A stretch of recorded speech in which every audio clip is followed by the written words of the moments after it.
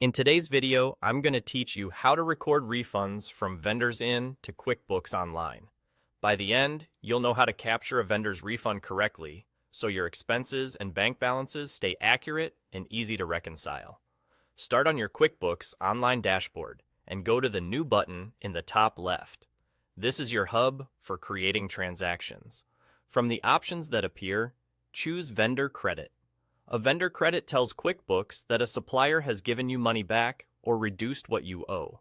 It's essential because it reverses part of your original expense, keeping your reports honest. On the vendor credit form, carefully enter the details of the credit.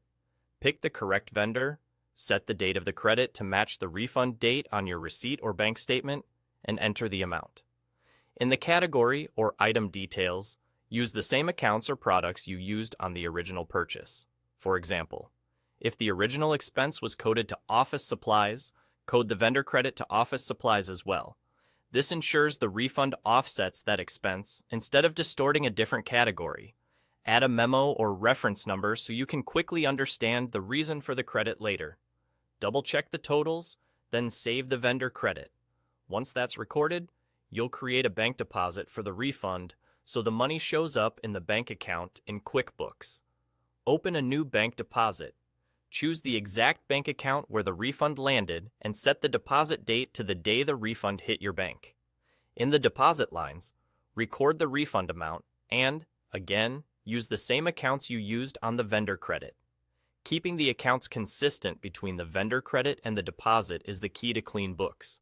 For clarity, enter the vendor's name and a brief description like refund for returned items, so it's easy to identify when you review transactions or reconcile.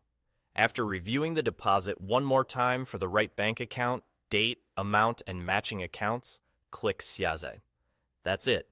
You've recorded the vendor credit to reverse the expense and the bank deposit to reflect the money coming back in. There you go. Simple and accurate. Before you move on, take a moment to confirm that the expense category balances look right and that your bank register shows the refund on the correct date.